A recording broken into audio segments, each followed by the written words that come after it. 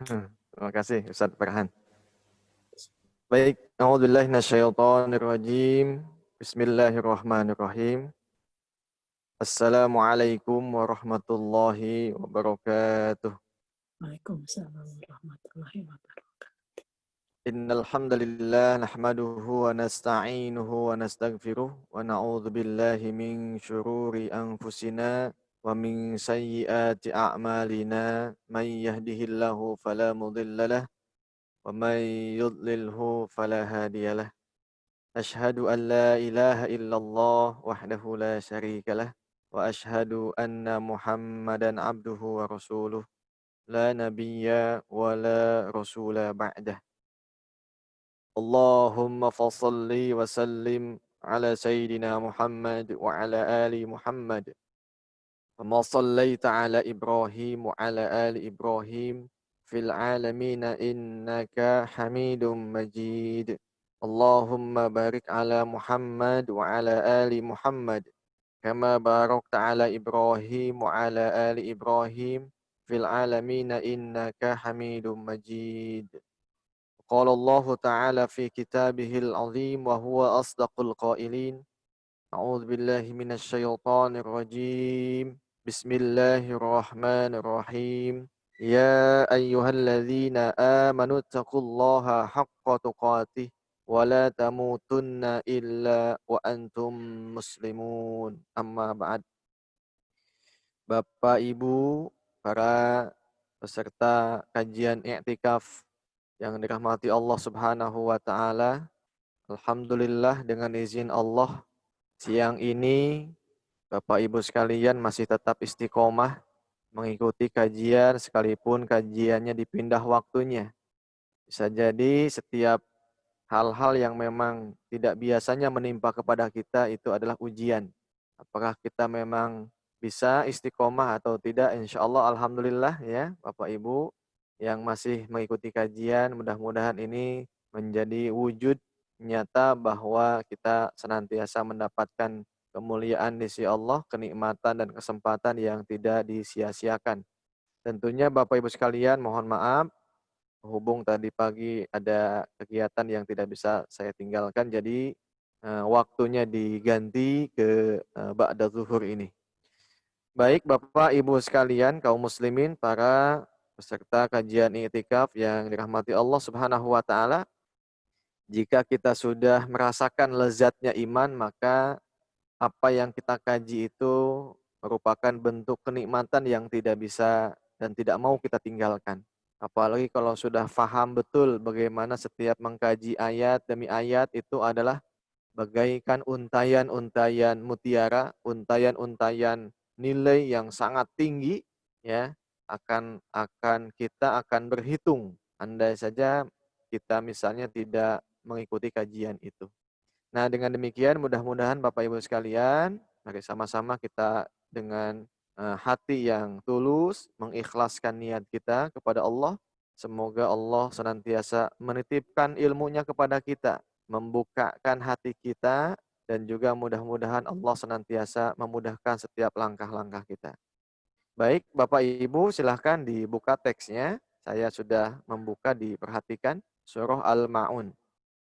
Kita akan menggali di mana salah satu nilai-nilai tauhid dan juga apa yang mesti kita ambil melalui kandungan surah Al-Ma'un ini. A'udzubillahi minasyaitonir rajim. Bismillahirrahmanirrahim. Ara'aital ladzi yukadzibu bid-din. Fadzalikal ladzi yad'ul yatim. ولا يحض على طعام المسكين فويل للمصلين الذين هم عن صلاتهم ساهون الذين هم يراءون ويمنعون الماعون. الآية. ومن السورة التي يذكر فيها الماعون كلها مكية آياتها 7. Surah Al-Ma'un ini diturunkan di Mekah. Ayatnya hurufnya ada 7 dan kalimatnya wa kalimatu wa khamsun wa ishrun. Kalimatnya ada 25. Wa hurufuha mi'ah wa ahada asyar. 100 ya, ahada asyar, 111 ya. Jadi ada 111 Bapak Ibu sekalian ya. Jadi hurufnya itu ada 111 semuanya. Ya, mohon maaf Bapak Ibu sekalian, ini ada sedikit gangguan ya. Jadi hurufnya itu ada 111 ya. Wa hurufuha mi'ah wa ahada asyar. 111 harfan. Baik Bapak Ibu, bi isnadihi wa bi isnadi an Ibni Abbasin fi qaulihi ta'ala ara'aita alladzi yukadzibu biddin. Ya, ara'aita ini taknya khitabnya kembali kepada siapa Bu? Saat ayat ini diturunkan kepada Nabi Muhammad sallallahu alaihi wasallam ya. Kalau kemarin itu menggunakan ka begitu ya, Bapak Ibu sekalian. Saat ini itu kepada Nabi menggunakan ta, anta. Kalau surah Al-Kautsar inna a'tainaka. Nah, itu sama ya Bu ya. Ini aro'aita. Aro'aita.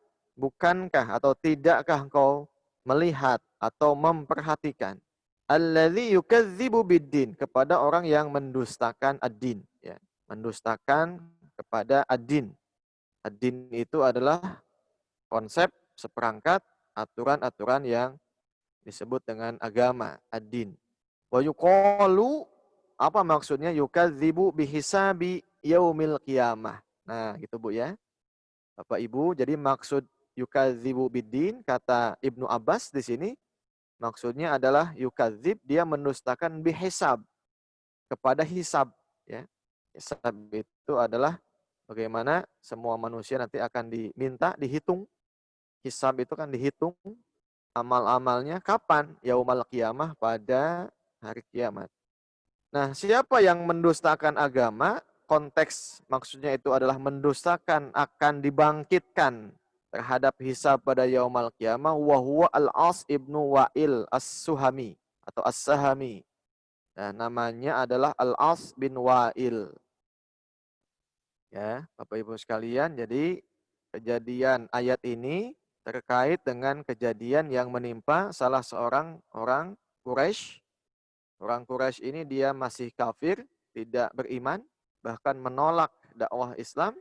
Kemudian di antara penolakannya itu adalah mendustakan kepada yaumal hisab. Fadzalikal ladzi yad'ul yatim. Selanjutnya, selain dia menolak tentang hisab, yaqulu yadfa. Kemudian yang kedua, di antara penolakannya itu yadfa al yatim. Dia menolak untuk ya, fadzalikal ladzi yad'ul yatim. Kalau yad'u itu sebetulnya menyakiti atau menghardik ya. Bapak Ibu menghardik siapa? Anak yatim. Ya, yadfa'ul yatim, menolak ya atau menyakiti anak-anak yatim an haqqihi, atau maksudnya tidak memberikan hak kepada orang yatim atau anak yatim. Jadi ada hak yang mestinya dikasihkan, diberikan, tapi dia tolak. Nah, maka di sini yadu'ul yatim. Jadi sampai menyakiti, menghardik siapa? Anak yatim. Anak yatim itu Bapak Ibu siapa? Anak yatim itu adalah seorang anak yang belum balik, yang ditinggal oleh ayahnya. Jadi dalam agama itu Bapak Ibu sekalian, yatim itu ayah. Kalau ibu itu belum disebut yatim. Tapi ayah ini sebagai penopang yang menafkahi, yang mengayomi dan yang menjaga anaknya itu. Maka definisi yatim itu al-walad alladzi yamut au mata abuhu. Anak yang belum balik, yang memang sudah ditinggalkan wafat oleh ayahnya. Nah, pendusta agama atau orang yang tidak percaya kepada yaumal hisab itu adalah fadzalikal ladzi, salah satunya dialah orang yang selalu menyakiti ya, kemudian juga menolak, mencegah, menghalangi haknya anak-anak yatim. Yadu'ul yatim, yadfa'al yatim an haqqihi. Wa yuqalu yumna atau yamna haqqahu. Nah, itu sama ya. Jadi dia menghalang-halangi hak yang akan diterima oleh anak yatim. Kemudian wala yahuddu wala yahussu wala yuhafidhu. Yahuddu itu maksudnya wala yahussu. Tidak mendorong, tidak menganjurkan, wala yuhafidhu, atau tidak menjaga, tidak memelihara ala ta'amil miskin. Memberi makan kepada orang yang miskin. Ya, jadi wala yahuddu wala yahussu, tidak mengajak, tidak mendorong, kemudian juga tidak menganjurkan untuk menjaga atau memelihara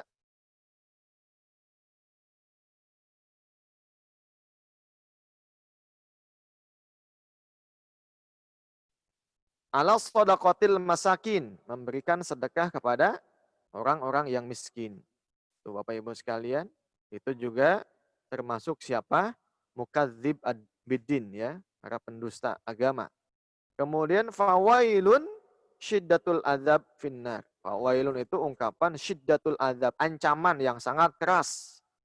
Dalam bahasa agama kalau kita melihat ancaman, syiddatu azab finnar itu dengan wailun. Syiddatul azab, ancaman yang sangat keras finnar di neraka lil musallin. Bagi siapa? Bagi orang yang sholat. Nah, siapa maksudnya? Lil munafiqin. Di sini adalah orang-orang munafik. Tsumma bayyanahum faqala alladzina hum, dilanjutkan penjelasannya siapa yang celaka itu, yang akan diancam dengan neraka wel. Alladzina hum an salatihim sahun. Dialah orang-orang yang lalai dalam melaksanakan sholatnya. Lahun. Lahun itu lalai. Atau tarikuna. Dia meninggalkan sholat, Bapak Ibu sekalian. Alladzina hum yura'un. Selanjutnya adalah siapa yang diancam dengan fawailun? Yaitu orang-orang yang yura'un. Mereka melakukan amal itu ingin dilihat oleh orang lain. Pencitraan gitu ya. Bahasa yang pasnya hari ini pencitraan. Sedikit-sedikit ingin mendapatkan tadi ya, ingin mendapatkan likes, subscribers ya, dan lain sebagainya. Yura'un. Jadi kalau ibadahnya itu ingin mendapatkan pujian, sehingga bagaimana supaya kelihatan sama yang lain. Bil salatihim idza ra'aun nas. Ya, salatnya itu ingin dilihat oleh manusia. Ya. Sallu jika mereka sholat. Wa idza lam yarau lam yusallu. Jadi mereka akan sholat jika ada yang memuji, melihat, dan menyanjung-nyanjung. Tapi jika tidak ada yang mau melihat, lam yusallu. Mereka enggan sholat. Itu. Jadi dianggap nggak ada manfaatnya. Nggak ngefek gitu ya. Nggak ada dampak-dampak yang bisa dia manfaatkan untuk meraih nilai-nilai duniawi. Wa yamna'una al-ma'un. Dan mereka mencegah al-ma'un, ya, kebaikan-kebaikan. Ini al-ma'ruf, segala bentuk kebaikan. Wa yuqalu, ada pendapat lain yang mengatakan az-zakah, ya. Wa yuqalu al-awari bainan nas. Al-awari itu pinjaman-pinjaman di antara manusia, mithlul qudur wal awani. Ya, contoh yang paling kecil meminjamkan katel gitu ya. Atau awani, perkakas, perabot rumah tangga. Nah, Masya Allah ini ya. Mimma yantafi'u bihi annas, ya, atau juga sesuatu yang bisa dimanfaatkan oleh manusia. Wa ghairu dzalik, dan juga kebaikan-kebaikan yang lainnya. Baik, Bapak Ibu sekalian, baik kita masuk kepada apa? Pelajaran atau juga maksud nilai-nilai kehidupan yang bisa kita ambil dan di mana nilai tauhidnya. Bapak Ibu sekalian, surah Al-Ma'un ini semua ada 7 ayat. Imam Ali As-Sabuni menjelaskan ada 2 inti pembahasan penting dalam surah Al-Ma'un ini, Bapak Ibu. Satu, itu adalah bicara masalah sikap orang kafir. Dan yang kedua adalah bicara sikap orang munafik. Ya. Jadi Bapak Ibu sekalian, orang kafir pertama dia menolak. Maksudnya, kenapa dia disebut kafaro? Sebab dia menolak akan adanya hisab. Dia tidak meyakini akan dibangkitkan pada yaumal akhir nanti. Maka disebut dengan orang kafir. Nah, maka aro'aita alladhi yukadzibu biddin. Konteks aro'aita di sini maksudnya adalah, coba Nabi Muhammad diminta untuk melihat, memperhatikan kepada tindak tanduk para ya, orang yang pendusta. Pendusta agama di sini maksudnya siapa? Ya, Al-As ibnu Wa'il ya, As-Sahami. Orang yang tidak meyakini, yang tidak mengakui, bahkan acuh dengan hisab yaumal qiyamah. Ya, Bapak Ibu sekalian begitu. Wadzalikal ladzi yad'ul yatim. Maka ini imbasnya Bapak Ibu, bagi siapa saja yang tidak percaya dengan hari akhir, bagi siapa saja yang tidak meyakini akan adanya kebangkitan, ini akan berdampak sistemik Bapak Ibu sekalian. Ya, maka sebetulnya fondasi iman itu akan membuat ya hablum minan nas itu baik. Nah, ini pelajarannya Bapak Ibu sekalian. Jadi ketika ada manusia yang tidak percaya alias tidak iman, dalam bahasa agama disebut dengan kafir, maka fadzalikal ladzi yad'ul yatim. Pasti dia tidak akan mengindahkan hubungan dengan sesama manusia alias tidak peduli, bahkan menyakiti dan menolak, menghalang-halangi haknya anak-anak yatim. Kemudian wala yahuddu ala ta'amil miskin. Bapak Ibu sekalian, kalimat wala yahuddu ini menunjukkan kalau misalnya mengajak, menganjurkan kepada orang lain saja sudah tidak mau, apalagi untuk kebaikan diri sendirinya. Gitu. Jadi ini istimewa kalimatnya. Jadi kenapa Allah Subhanahu wa taala wala yahuddu ala ta'amil miskin, tidak mengajak yang lain, menganjurkan yang lain ya untuk memberi makan kepada orang yang miskin. Bapak Ibu sekalian, biasanya kalau dia itu baik ya, pasti dia mengajak yang lain. Tapi kalau sudah yang lain saja tidak diajak, ya berarti apalagi buat dirinya sendiri. Berarti itu sudah pelit ya. Begitu. Nah, maka di sini kalimatnya wala yahuddu ala ta'amil miskin. Ya. Nah, Bapak Ibu sekalian, ini ya. Jadi apa maksud 3 ayat ini? Jadi kalau Bapak Ibu sekalian di sini, jadi kalau ada orang yang ngaku iman, mukmin, meyakini akan adanya hisab, meyakini bahwa setiap amal kita itu akan dimintai pertanggungjawaban di hadapan Allah Subhanahu wa taala, maka di dunianya dia akan baik, akan nyaman. Jadi hubungan hablum minas itu tidak ada masalah gitu. Jadi contoh saja ini, kan yatim itu anak yang memang membutuhkan satu pengayoman, membutuhkan satu kasih sayang begitu. Nah, maka hal-hal yang terkait dengan sifat kemanusiaan itu sudah tidak ada masalah ketika dia sudah punya jaminan hubungan atau juga keyakinan bahwa setiap tindak tanduknya itu akan dihisab nanti di yaumul qiyamah. Nah, kalau saat ini Bapak Ibu sekalian ada sekelompok yang membangga-banggakan tuh hebat, lihat tuh. Kalau kita jalan-jalan misalnya ke Spanyol, ke Perancis, atau ke Amerika, di sana orangnya baik-baik dan lain sebagainya. Bapak Ibu sekalian pastikan ya, artinya begini, kalau memang ada muslim misalnya tidak sebaik ketika misalnya ada hablum minan nasnya, itu yang salah bukan agamanya. Yang salah itu imannya Bapak Ibu sekalian. Jadi sekali lagi kita jangan suka merasa bangga dengan kehebatan, kebaikan-kebaikan non-muslim atau orang kafir yang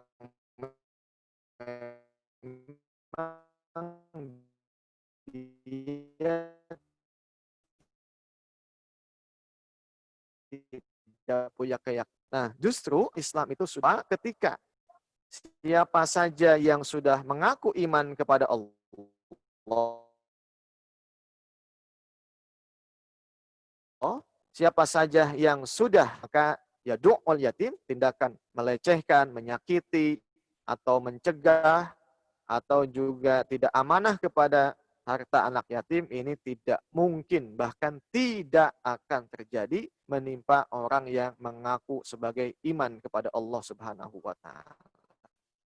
Ya, jadi Bapak Ibu sekalian, kalimat alladzi yad'ul yatim wala yahuddu ala ta'amil miskin, begitupun juga itu sesungguhnya mestinya ya, konsepnya ini tidak mungkin terjadi kepada orang yang ngaku iman kepada Allah alias kepada seorang mukmin.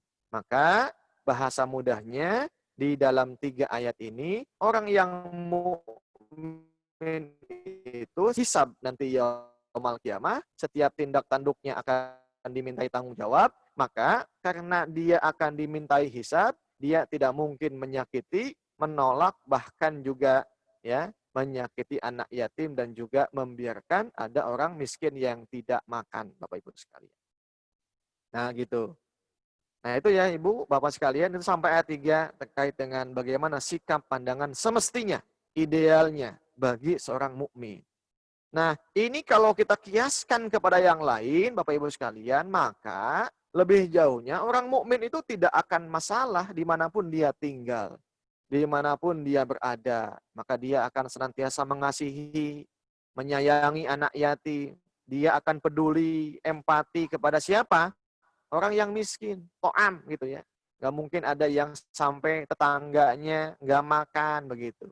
Nah ini Bapak Ibu sekalian. Maka garansinya apa? Garansinya adalah iman. Sebab konteks yukadzibu biddin adalah yukadzibu hisabi yaumiddin. Ya, jelas ya Bapak Ibu sekalian. Jadi konteks di sini adalah konteks yukadzibu bihisabi yaumiddin. Gitu. Nah, maka Bapak Ibu sekalian, kalau sudah menjadi seorang mukmin, ini menjadi catatan kita semua. Ya, jadi konsep ideal yang sudah Allah sampaikan, inilah seorang mukmin. Dia akan menyayangi anak yatim, dia akan peduli dengan sesama, bahkan membagi-bagi makanan ketika ada orang yang miskin.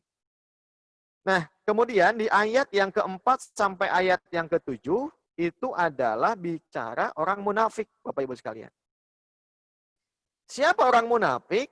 Kalau tadi yang menolak yaumul hisab itu kafir, kalau munafik itu dia ya posisinya di tengah-tengah. Ya, menolak tidak, iman juga tidak. Namanya munafik. Tapi munafik ini ya itu celaka.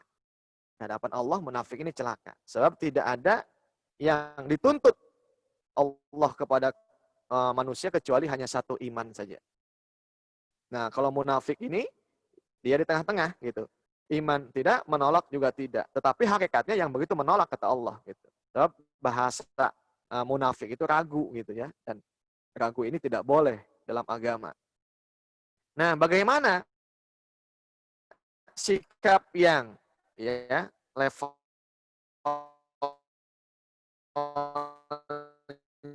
itu tidak menolak, tapi kalau sekalipun dia sholat, ini munafik. Apa? Alladzina hum an sholatihim sahun.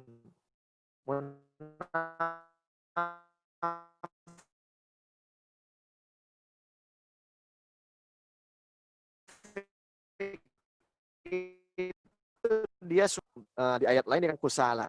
Ya, sekalipun melaksanakan sholat, sholatnya apa? Sholatnya kayak yang malas gitu. Asal-asalan, nggak serius gitu ya. Jadi menjalankan agama juga sama begitu. Sholatnya begitu berarti yang lain juga sama. Jadi ini hati-hati Bapak Ibu sekalian, sholat ini menjadi standarisasi ya pelaksanaan agama-agama yang lain. Pelaksanaan perintah agama yang lainnya. Jadi kalau sholatnya sudah sahun, kalau sholatnya sudah lalai, maka dipastikan yang lain juga ya akan dilakukan dalam hal yang sama. Sebab kenapa? Sebab as-salatu imaduddin. Faman aqamaha faqad aqamaddin, faman hadamaha faqad hadamaddin. Salat itu adalah tiangnya agama. Siapa saja yang menegakkan salat itu, menegakkan itu maksudnya tadi ya, dia konsisten dengan waktunya, dia mengindahkan bacaannya dengan baik, dia juga khusyuk hatinya, maka dia sudah menegakkan agama. Tapi barang siapa yang hadama, menghancurkan, merusak ya, sholat, maka dia juga sudah merusak ya sendi-sendi agama yang lainnya. Nah, kemudian bagaimana munafik? Alladzina hum ya. Nah, tindakan yang sahun itu dalam sholat dan juga pelaksanaan agama yang lainnya sebab motifnya ini sudah bukan lagi untuk Allah. Alladzina hum yura'un. Intinya itu. Intinya ingin mendapatkan pujian manusia. Ingin dilihat oleh manusia. Jadi kalau sudah ingin mendapatkan pujian manusia bukan Allah, maka dia malas. Ketika melakukan ibadah yang tidak ada manfaatnya. Yang tidak mendatangkan dunia. Yang tidak menguntungkan posisinya. Yang tidak menguntungkan jabatannya gitu. Nah, gitu ya, Bapak Ibu sekalian. Jadi orang yang apa? Munafik itu pasti dia musim-musiman, ya. Mungkin musim kalau misalnya nama dia akan dikenal, dia akan lakukan apapun. Tapi kalau misalnya nggak ada ya, misalnya nggak ada yang menyukai, nggak ada efek dampak langsung kepada kedudukan dunia, uang, pangkat, jabatan, dia malas gitu. Malas, ya. Itu munafik itu begitu, ya. Jadi intinya ibadah itu hanya mau dilakukan kalau ada apa? Kalau ada maunya dan berdampak pragmatis, ada nilai guna, ya, ada manfaat bagi dia yang bisa diambil. Selama tidak ya sudah. Sebab dia sudah tidak punya Allah dalam hatinya. Allahnya sudah seakan-akan dinafikan oleh dia, ya. Nah, gitu. Bahkan yang bahaya ini adalah wayamna'unal ma'un,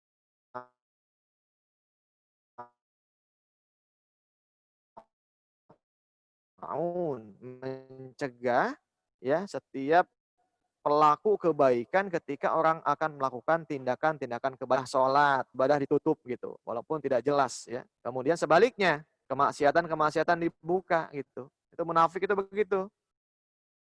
Kalau kebaikan ditutup ya Bu ya, misalnya ya, kebaikan-kebaikan yang memang itu adalah untuk kemuliaan Islam dan kaum muslimin, ya, dia cegah atau izinnya dipersulit gitu ya, dibuat sulit ya, supaya ditinggalkan, supaya tidak jadi. Tapi kalau kemaksiatan dia buka seluas-luasnya, dia permudah, bahkan dia habiskan uang untuk itu.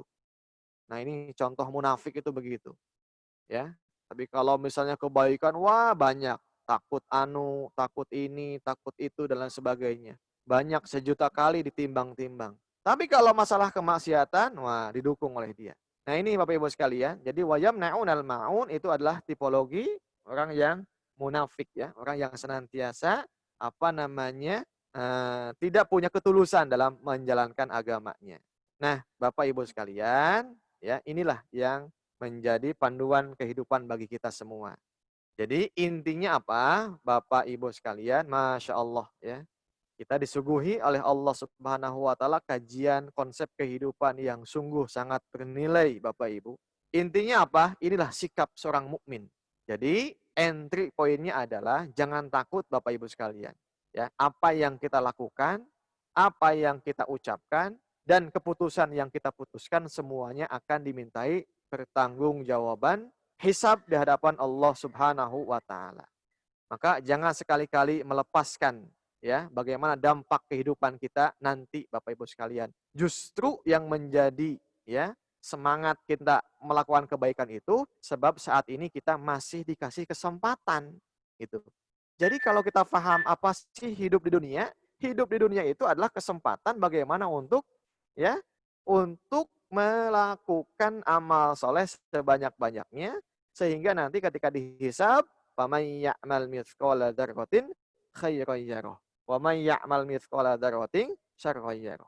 Kalau ada keburukan nanti ya itu pun juga akan mendapatkan hisab di hadapan Allah Subhanahu wa taala ya. Nah, itu Bapak Ibu sekalian, jadi intinya adalah bagaimana kita ini harus senantiasa menjaga amal-amal kebaikan supaya Allah akan mencatat kebaikan itu ya. Baik ya, saya kembalikan ke Ustaz Farhan silahkan. Wallahu a'lam bishawab.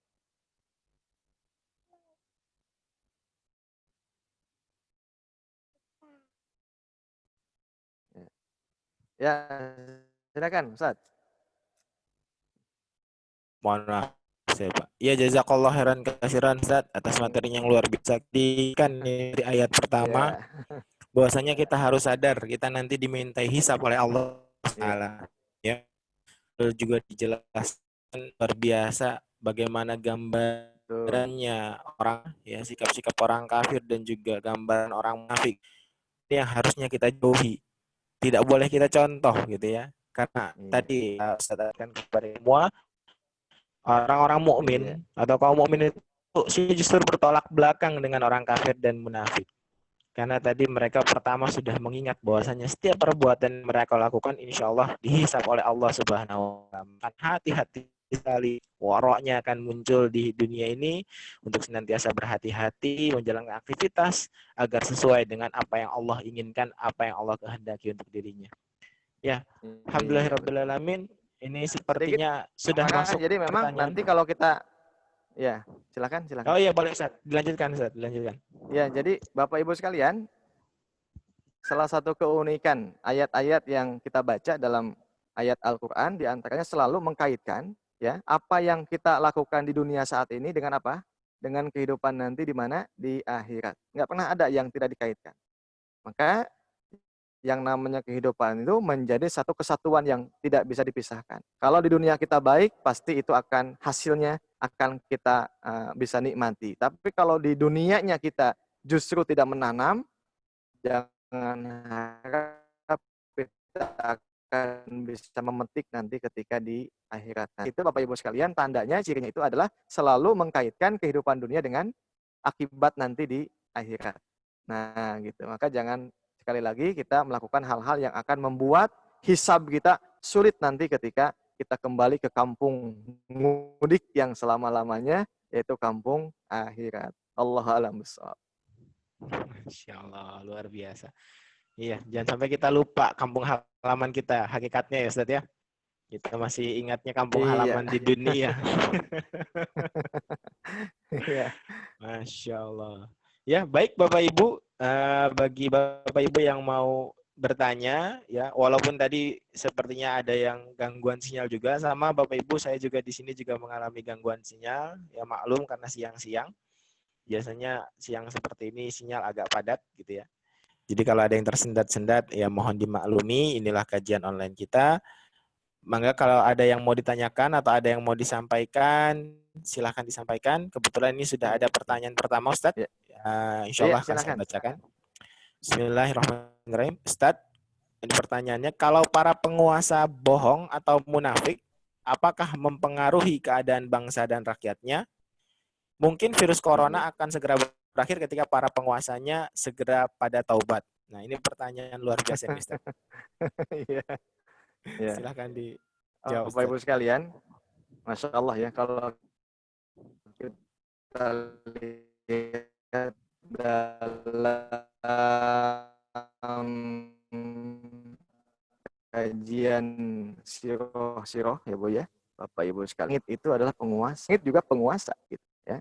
Bapak Ibu sekalian, dulu itu ya, bagaimana ketika Sayyidina Umar bin Khattab ya, Umar bin Khattab itu dia mendapatkan keluhan dari para penduduk Mesir yang saat itu sungai Nilnya itu kemarau panjang sampai habis dan kering, Bapak Ibu sekalian. Kemudian ya, Bapak Ibu, bagaimana bin As ya, yang intinya tolong ya, apa namanya, di tulisan itu mengatakan, wahai Nil, ya intinya engkau ini adalah hamba Allah, jangan sampai engkau menjadi penghalang atas kebaikan hamba-hambaku yang senantiasa taat kepada Allah. Maka dengan izin Allah, wahai Nil, ya silahkan kau datangkan, engkau keluarlah airnya. Maka setelah ya kurang lebih begitu ya Bapak Ibu sekalian, intinya adalah surat itu ngenil ya. Artinya disampaikan bahwa kamu ini makhluk lah gitu ya. Jadi jangan sekali-kali ya menjadi hal yang akan membahayakan kepada yang lain. Nah, kemudian ketika dilemparkan surat itu ke dalam sungai, maka tidak lama kemudian maka Nil itu dengan izin Allah tentunya ya, kemudian mendatangkan kembali airnya. Nah, inilah kemenangan. Nah, dalam Islam itu memang ditentukan oleh pemimpinnya. Nah, maka Bapak Ibu sekalian yang dimuliakan Allah Subhanahu wa taala, maka apa yang ditanyakan tadi tentu ya, kezaliman, kebohongan ya, apalagi yang dilakukan oleh pemimpin ya, maka itu akan mendatangkan kebencian Allah Subhanahu wa taala. Maka supaya kebencian itu tidak ya menimpa kepada semuanya, apa tugas kita? Tugas kita mengingatkan. Ya, Bapak Ibu, kewajiban kita semua. Jadi sayangnya, cintanya kita kepada pemimpin itu bukan mencaci, bukan memaki, tapi apa? Menyampaikan dengan Islam. Ya, kasih hadiah dengan hidayah petunjuk Islam, Bapak Ibu sekalian. Jadi kalau kita dakwah membacakan ayat, itu bukan benci, tapi apa? Sayang. Kalau kita kasih solusi, itu apa? Itu sayang kita kepada pemimpin. Jangan sampai nanti dosa itu akan berimbas kepada siapa? Kepada semua rakyatnya yang akan menjadi ya menjadi susah dan sulit Bapak Ibu sekalian. Nah itu ya. Jadi sekali lagi kezaliman, kebohongan, penipuan tentu itu akan berimbas kepada rakyat yang dipimpinnya. Wallahu a'lam bishawab. Iya, luar biasa. Jazakallah Ustaz. Ya, lagi-lagi penguasa ini memiliki peran penting sekali ya, karena penguasa adalah Betul. ayah umatnya. Ya Allah telah memberikan kepercayaan kepada penguasa, maka penguasanya pun harus menjalankan kekuasaannya itu dengan sesuai dengan arahan Allah. Ya, maka kita yang paham ketika melihat kondisi seperti itu, ya tadi betul yang disampaikan oleh Ustadz Haji, kita mengingatkan penguasa kita, karena ini bukti kasih sayang kita, gitu ya. Muhasabah lil hukam, mengingatkan para penguasa kita, jangan sampai salah Betul. arah. Ya, jangan sampai nanti malah timbul bencana tadi yang dikatakan oleh Ustadz Haji. Iya. Bahkan dicontohkan tadi Sungai Nil saja sampai luar biasa, ya. Nurut gitu ya seperti itu ya, Takut Ustadz. gitu ya Ketika sama penguasanya penguasa. itu, iya. Betul, ketika penguasanya itu bertakwa kepada Allah. Masya Allah. Ya, kita lanjutkan ke pertanyaan kedua ya, Ustadz ya. Ya, pertanyaan kedua ini dari Bu Eka. Bismillahirrahmanirrahim. Assalamualaikum, Ustadz. Iya, silakan. Afwan Pak Kiai, Alhamdulillah.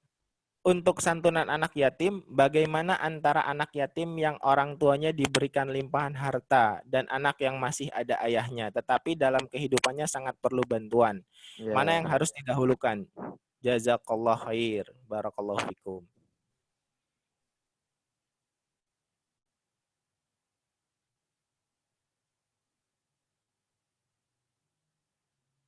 Ini sepertinya jaringan Ustadz Aji bermasalah ya. Sinyalnya agak gangguan sedikit. Mohon bersabar ya Bapak Ibu. Ustadz, saya ulang Iya, ya iya, pertanyaannya silakan. Ustadz. Ya, mohon maaf. Ya, iya. Saya ulang ya Ustadz pertanyaannya. Apaan? Ya, Afwan Pak Kiai, Kiai, untuk santunan untuk anak yatim. santunan. Hmm. Ya. Bagaimana antara anak yatim yang orang tuanya diberikan limpahan harta dan anak yang masih ada ayahnya, tetapi dalam kehidupannya sangat perlu bantuan? Oh, jadi ini ada dua kasus, Ustadz. Yang satu Oh, yatim gitu. tapi Ya, ada limpahan betul. harta, yang satu ayahnya masih ada Ya, tetapi kehidupannya susah. Mana yang iya. didahulukan? Saya masih bingung tadi gitu. Ya, kalau masih ada ayah nanti bukan yatim gitu. Iya, betul, Ustadz. Baik, baik, baik. Kan tadi agak bingung, kepotong juga. Ya, jadi begini, mana yang mesti didahulukan, ya. Jadi begini, Bapak Ibu sekalian, kalau kita lihat kepada mantuk ya, mantuk itu teks ayat, ya, itu kan tidak ada pengecualian apakah orang tuanya masih kaya atau tidak begitu. Jadi intinya ketika kita menyentuh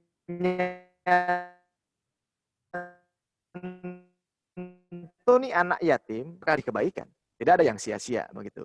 Nah, kemudian di sisi lain kalau misalnya ada yang ya dia punya ayah ibu, dia lengkap sebetulnya begitu. Namun memang gitu ya, kondisinya tidak mencukupi begitu. Nah, kalau misalnya kita mau bantu juga ya boleh begitu. Namun posisinya kalau mau dibanding-banding Bapak Ibu sekalian ya, mau dibanding-banding ya tentu kalau lihat ayat ini, teks ini ya, kepada yang yatim itu ya jelas begitu akan utama. Tuh, sekalipun memang bukan tidak boleh kalau kita mau ngasih kepada anak yang memang kedua orang tuanya tidak mencukupi atau juga serba kekurangan. Tapi intinya Bapak Ibu sekalian ya silahkan begitu.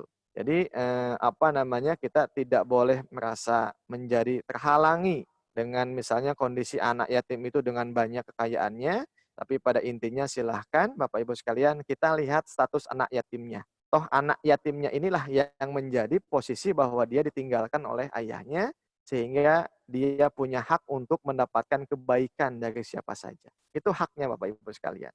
Ya, jangan melihat kepada apa misalnya dia mungkin punya peninggalan yang banyak atau tidak. Pun demikian, kalau misalnya kita juga mau ngasih santunan kepada yang memang mampu, ya itu lagi-lagi juga sebetulnya menjadi kebaikan. Tapi kalau mau ditimbang-timbang, ya tadi dalam konteks tadi, kalimat dalam ayatnya teksnya adalah al-yatim. Ya, Allahu a'lam bishawab. Iya. Jazakallah khairan katsiran Ustaz. Alhamdulillah tadi kalau melihat konteks ayat berarti tetap prioritas utamanya anak yatim gitu. Tapi tidak menutup diri kita untuk membantu juga kepada yang lain. Betul. Ya. Ya. Bahkan yang memang sekiranya tidak yatim dan memang perlu bantuan juga, maka kalaupun kita bisa membantu, kita bantu. Ya. Terlebih ini bulan Ramadan, momentum yang sangat baik untuk Ya. membantu orang.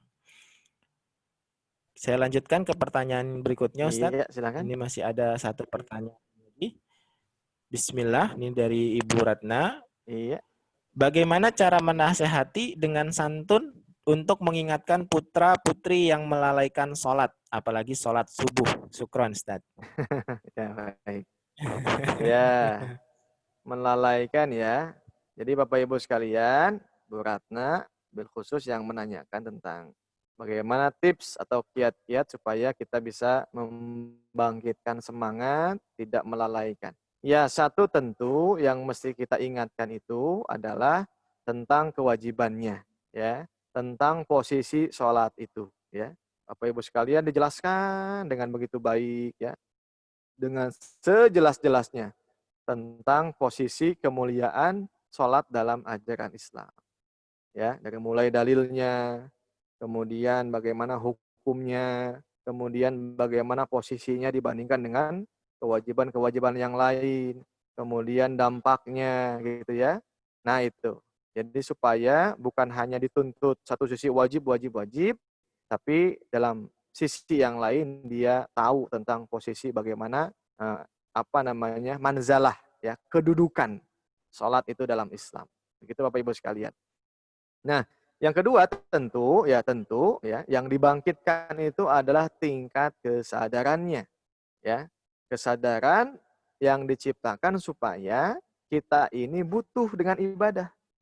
Bukan Allah yang butuh kepada kita. Coba misalnya kita buat kiasan ya, mengkiaskan. Contoh misalnya kalau kita makan makan itu kan ada panggilan apa? Yang makan bisa sama. Nah, terus Bapak Ibu sekalian ya, ciptakan kondisi yang sama, ibadah itu juga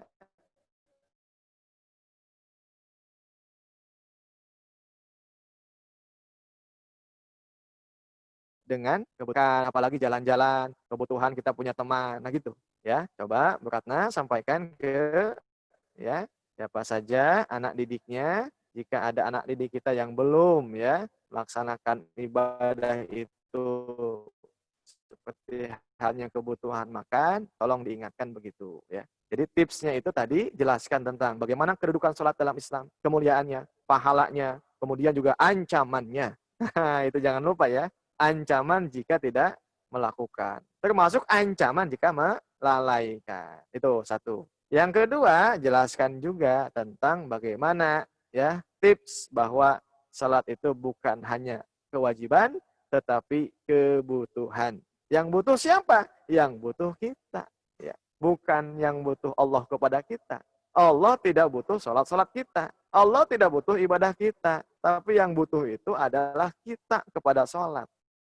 Itu Bapak Ibu sekalian. Kenapa kita butuh? Sebab di dunia ini memang tempatnya adalah menabung sebanyak-banyaknya. Itu. Jadi kalau kita memang diciptakan untuk ibadah, lantas ya ngapain lagi kalau selain ibadah coba? Wa ma khalaqtul jinna wal insa illa liya'budun. Dalam surah Az-Zariyat dijelaskan. Dan tidaklah aku menciptakan jin dan manusia kecuali hanya untuk ibadah kepadaku. Jadi sayang Bapak Ibu sekalian kalau di dunia hanya makan, hanya minum, hanya kumpul-kumpul tabungan yang bakal ditinggalkan, ya, kemudian investasi sebanyak-banyaknya, kemudian nanti mati nggak jadi apa-apa. Mendingan kita investasi yang pasti akan kita dapatkan, yang akan kita jumpai. Pasti bakal ditinggalkan, tetapi kita lalai lupa dengan sesuatu yang pasti kita akan kita akan tuai hasilnya Bapak Ibu sekalian. Jelas ya? Begitu? Kang Farhan, silahkan dikembalikan. Iya, jazakallah Ustaz. Ya, luar biasa. Ya, Tadi 2 poin kelihatan utama gitu jempol. ya. Kasih ya. Dua poin utama ini ya. Jadi kita sadarkan akan kewajiban dan juga kita sadarkan bahwasanya itu adalah kebutuhan bagi diri kita. Kebutuhan, betul. Ya, Ya. ya. Lalu juga ini mungkin luar biasa ini pendidikan yang luar biasa. Jadi kita sadarkan ke anak-anak tabungan yang terutama itu adalah tabungan untuk akhirat Nah, nanti gitu ya, gitu. bukan Betul, tabungan yang betul. ada di celengan-celengan gitu ya Betul, Ustaz ya. betul. Iya, jadi Itu menabung itu yang di dunia utama. dengan amal soleh gitu. Betul, betul, betul Ustaz. Karena keseringan anak-anak Iya, tabungan itu hanya terpaku pada celengan yang di kendi-kendi itu aja Ustaz ya. Padahal tabungan hakikinya itu adalah tabungan akhirat. iya, Masya Allah. iya, iya. Ya Bapak Ibu, para peserta kajian itikaf online masih ada waktu. Silahkan bagi ada yang mau menanyakan kembali terkait tafsir Quran surat Al-Maun ya. Ini tafsir Quran yang luar biasa, ayatnya menjelaskan kepada kita supaya kita terhindar dari sikap munafik dan juga kita terhindar dari tingkah perilaku mereka dan juga orang-orang kafir. Sambil menunggu Ya, pertanyaan, mungkin sedikit Ustaz ya. ada lagi yang Ya, mau baik, ditambahkan? baik. Penting Bapak Ibu sekalian kita lagi-lagi ingin mengkaji mendalami tentang munafik. Jadi, munafik itu selalu ya, dia akan menjadi beban. Orang munafik itu dia akan merasa beban ketika menjalankan perintah-perintah agama. Apapun beban. Coba hati-hati Bapak Ibu sekalian, maka kita detek ya, sebab penyakit munafik itu akan hinggap kepada siapa saja, nempel di mana saja. Contoh misalnya Bapak Ibu, coba ya, dalam hadis itu kan untuk menguji ya, untuk menguji, mengecek bahwa apakah ada atau tidak sifat-sifat munafik pada hati kita. Satu ya, ketika sholat isya. Sholat isya ini adalah sholat yang paling dianggap sulit, asqal, dianggap berat bagi orang munafik. Tuh, satu gitu. Jadi Bapak Ibu sekalian, kalau isya banyak gangguan, itu hati-hati. Kita cepat isti'adzah kepada Allah, mohon perlindungan untuk dijauhkan dengan sifat-sifat tadi. Yang kedua, ada yang mengatakan sholat subuh. Munafik itu berat sekali kalau sholat subuh. Ya, sholat subuh itu paling sulit orang munafik itu. Atau ada yang mengatakan sholat asar, begitu Bapak sekalian. Ya, sholat asar ini dianggap sulit bagi orang munafik. Nah, Bapak Ibu sekalian, jadi sekali lagi inti dalam surah Al-Maun ini ada dua kelompok ya. Satu adalah kelompok yang menolak alias kafir, yang kedua adalah kelompok yang munafik alias ragu. Nah, jadi kalau ini ya kita ambil kesimpulannya, jadi apa Bapak Ibu sekalian? Kalau yang iman itu maka dia akan menegasikan sifat-sifat yang tadi. Kalau orang yang mukmin itu satu, dia tidak mungkin menyakiti ya atau menganiaya anak yatim. Orang yang iman itu tidak mungkin dia apa? Dia menyulitkan bahkan juga tidak peduli dengan sesama. Orang yang iman itu enggak mungkin dia apa? Ibadahnya ingin dipuji-puji, ingin pencitraan. Orang yang iman itu apa? Enggak mungkin dia menolak setiap ada amal-amal kebaikan, gitu ya. Maka kalau ada yang menolak, mencegah, menghalang-halangi setiap dakwah Islam dan itu adalah kebaikan, maka siapa? Ya, kemungkinannya dua kelompok tadi, ya. Kalau tidak orang yang kafir, kemungkinan dia munafik, ya. Kalau mungkin dia tidak menampakkan langsung, pasti dia pakai kaki tangannya yaitu munafik, Bapak Ibu sekalian. Jadi suka yang adu domba, suka menolak, mencegah, ya, suka melakukan tindakan-tindakan provokasi dan lain sebagainya, itu pastikan adalah dua tipologi tadi, ya. Jadi itu kesimpulannya Bapak Ibu sekalian, ya. Jadi kesimpulannya yuk sama-sama kalau kita sudah menjadi mengaku sebagai seorang mukmin, satu kita mesti apa? Mesti menyayangi bahkan juga mengasihi kepada anak yatim. Bahkan kata Nabi, ana wa kafilul yatim, ini bagaikan ini ya. Ana wa kafilul yatim. Jadi Nabi dengan anak yatim itu sangat dekat sekali. Nabi ini anak yatim Bapak Ibu sekalian. kita, yang penting tapi kita. Kalau tadi di ayat lain yang bisa dakwah mengingatkan kepada siapa saja dengan ajaran Islam, indahnya ajaran Islam, ya, kemuliaan ajaran Islam. Itu namanya apa, Bapak Ibu sekalian? Itu yang disebut dengan peduli. Maka kalau masalah makanan saja peduli, apalagi yang lain-lainnya. Itu Bapak Ibu sekalian. Nah, kemudian yang ketiga, seorang mukmin itu apa? Ya, orang mukmin itu dia tidak ingin ibadahnya itu ya dipandang, dipuji, bahkan juga ujungnya ingin mendapatkan kenikmatan-kenikmatan duniawi. Jadi bahasa mudahnya pragmatis. Ya. Jadi kalau mengandung kebaikan dia mau jalankan, kalau tidak ada nilai kebaikan dia tidak mau. Ya. Ambak, dia selalu ambak. Apa manfaat bagiku? Kalau saya melakukan ini nanti akan tambah tidak, ya? Nanti akan naik enggak tingkat popularitasnya. Gitu Bapak Ibu sekalian. Sebab dia hatinya apa? Fi qulubihim maradun. Hatinya sudah sakit gitu ya. Kalau sudah sakit maka yang namanya sakit sudah tidak bisa membedakan ketika makan itu mana yang pahit, mana yang manis, mana yang asin. Semua menjadi pahit semuanya. Nah, begitupun juga hati yang munafik. Yang mestinya kita ini apa? Bangga di hadapan Allah. Ibadah hanya untuk Allah. Yang punya surganya Allah. Yang menghidupkan kita Allah. Yang ngasih nikmat di dunia Allah. Ya, yang ngasih nafas Allah.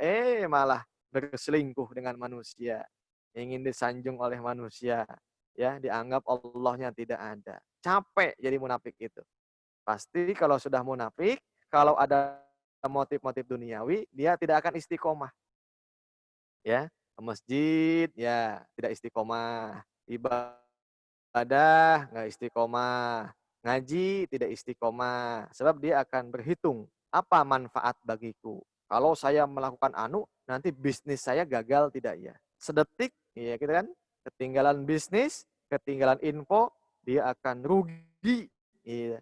Tapi berbeda dengan hal kalau misalnya masalah-masalah akhirat. Jadi itu Bapak Ibu sekalian, hati-hati, munafik ini panjang sekali dibahas ya. Di pembukaan awal-awal surah Al-Baqarah, munafik ini dibahas dengan sangat panjang oleh Allah Subhanahu wa taala. Dengan demikian maka waspada dengan ya sikap-sikap tadi. Maka salah satu untuk mengeceknya, mengujinya adalah kepada sholat. Kalau sholatnya sudah semangat, kalau sholatnya tidak mudah loyo, kalau sholatnya tidak mudah capek, maka insya Allah hati kita masih sehat, bersih ya dari segala ancaman-ancaman penyakit munafik. Kalau tiba-tiba ada ya godaan dan lain sebagainya, maka secepatnya kita untuk isti'adzah, meminta kepada Allah Subhanahu wa taala. Oh, mangga ya. Ya, silakan Iya, kembali ke Masya Allah. Ternyata ada pertanyaan lagi, Ustaz. Masih ada sekitar 4 menit untuk membahas pertanyaan ini. Boleh ya, Ustaz ya? Baik, baik. Ini dari Iya. Ibu Yus Luswati. Assalamualaikum warahmatullahi wabarakatuh. Waalaikumsalam. Waalaikumsalam. Afwan, Ustadz, bagaimana hukumnya memakai uang anak yatim untuk keperluan biaya hidup sehari-hari oleh ibunya? Iya, baik. Begini ya Bu ya. Jadi lihat dalam surah An-Nisa ya, dalam surah An-Nisa itu ada ayat yang membahas tentang bagaimana cara untuk menggunakan ya amanah gitu ya Bu. Begini. Ibu, sekali lagi yang namanya yatim itu kan seorang anak yang belum balik, anak yang belum balik.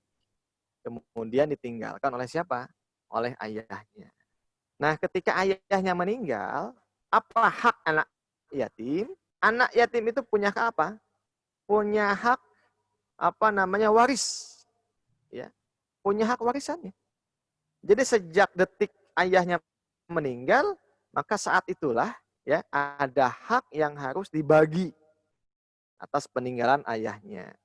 Berarti kalau misalnya anak itu punya kakak dan lain sebagainya, anak yatim, bagi siapa saja, ya tinggal misalnya hak untuk ibu anak yatim itu, atau istri bapak almarhum, atau juga mungkin kalau ada masih kedua orang tuanya itu juga kebagian. Nah, peninggalan itu ya semaksimal mungkin mesti disampaikan. Atau masih kecil sekali mesti dijaga. Paling tidak sudah tahu, oh berapa nih bagian hak itu. Itu ya Ibu sekalian. Nah, kemudian untuk biaya kehidupan sehari-hari dari mana? Itu tanggung jawab walinya. Bukan tanggung jawab ibu. Walinya itu siapa? Walinya itu satu, kalau anak yatim itu punya kakek, maka kakeknya. Kalau anak yatim itu masih punya misalnya kakak bapaknya, paman, maka pamannya. Kalau masih punya ya om, itu maka omnya. Jadi yang laki-laki itu semua dia punya tanggung jawab untuk mengurus anak yatim, menjamin biayanya. Maka silahkan berkolaborasi itu. Kakeknya, pamannya, omnya, atau masih kalau ada kakak yang laki-lakinya, itu wali namanya. Itu ya. Jadi semestinya kalau kasus yang ditanyakan ini saking sulitnya misalnya sampai misalnya menggunakan hak anak yatim itu mestinya tidak terjadi kalau si walinya tanggung jawab. Itu ya. Tapi lagi-lagi fakta kenyataan banyaknya gimana?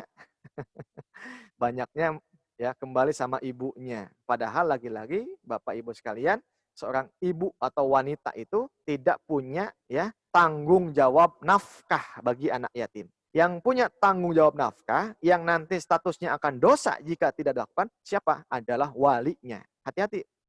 Laki-laki yang menjadi wali kalau punya tanggungan. Nah, begitu ya. Jadi, Ibu ya, sekali lagi begitu. Nah, jadi sesungguhnya hati-hati kalau bisa misalnya kita menggunakan harta itu bisa termasuk ya kita memakan harta yang zalim gitu. Beda lagi kalau misalnya meminjam ya yang suatu saat akan diganti itu beda lagi. Nah, maka Bapak Ibu sekalian sekali lagi kalau misalnya ya anak yatim itu ada di tengah-tengah kita, maka yang diajak duduk itu siapa? Walinya. Ya, sok duduk sama-sama. Nih, wali ada anak yatim. Yang diondang itu berarti apa? Kakeknya si anak yatim atau pamannya atau omnya ya, duduk sama-sama nih ya, anak yatim ini dia punya peninggalan dari ayahnya sekian sekian sekian. Silahkan ya. Ya gitu, serah terima dari pihak ibu kepada siapa? Kepada wali. Nah, kalau ibu gimana? Ya ibu tetap ibunya, nggak masalah. Ya, ibunya menjadi ibu, tapi nafkah dan lain sebagainya kewajiban walinya. Itu ya, Bapak Ibu sekalian, wallahu a'lam bishawab. Ya, silakan Ya, Ustaz Farhan. ya, jazakallah Ustaz. Ini waktu menunjukkan pukul 2 siang tapi masih ada 2 pertanyaan. Apakah sempat dilanjut Ustaz? Ya. Iya, cukup saja ya, sesuai dengan akadnya.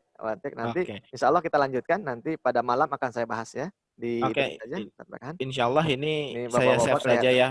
Ya, ya gitu. Oh Sesuai iya, dengan boleh. akad aufu bil uqud saja. Siap, Ustaz. Insya Allah Bapak Ibu pertanyaan yang belum terjawab ini dari Bu Nurani yang Masya Allah istiqomah terus dan juga Bu Mia Amalia juga sama. Ya, Insya Allah nanti akan saya save. Iya. Kita sampaikan di pertemuan berikutnya. Ya, karena emang akad kita sampai jam 2 siang. Ini kita sudah memasuki pukul 2 Baik. lebih 1 menit. Ya, maka Ya. kita tutup saja kajian ini. Saya memohon untuk kepada guru kita Ustadz Aji untuk memimpin doa penutupnya. Tafadhol Ustadz. Baik, Bapak Ibu sekalian, sama-sama kita membaca hamdalah alhamdulillahirabbil alamin. Astagfirullahaladzim, astagfirullahaladzim, astagfirullahaladzim. Subhanaka Allahumma wa bihamdika asyhadu an la ilaha illa anta astaghfiruka wa atubu ilaik. Baik, assalamualaikum warahmatullahi wabarakatuh. Waalaikumsalam warahmatullahi wabarakatuh. Jazakumullah khairan katsiran dan juga kepada Bapak Ibu peserta yang masih istiqomah ya dan antusias luar biasa. Jazakumullah khairan katsiran. Ya, saya ucapkan beribu-ribu terima kasih ya atas kehadirannya. Ya, mohon maaf ketika emang ada salah-salah pengucapan dan juga gangguan-gangguan sinyal, mohon dimaafkan ya. Insya Allah kita ketemu lagi nanti malam Bapak Ibu dengan kajian pendidikan dan adab ya. Maka saya tutup forum ini dengan istighfar 3 kali. Astagfirullahaladzim, astagfirullahaladzim, astagfirullahaladzim. Assalamualaikum warahmatullahi wabarakatuh. Waalaikumsalam warahmatullahi wabarakatuh.